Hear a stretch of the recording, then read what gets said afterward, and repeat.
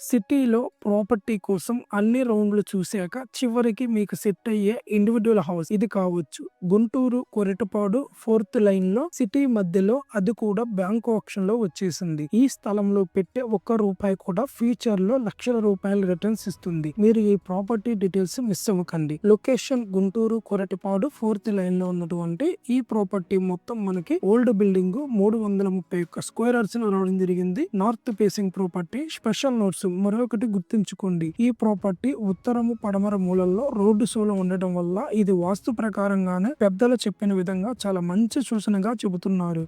Near to Guntur main road, commercial access కూడా best choice అయినటువంటి property.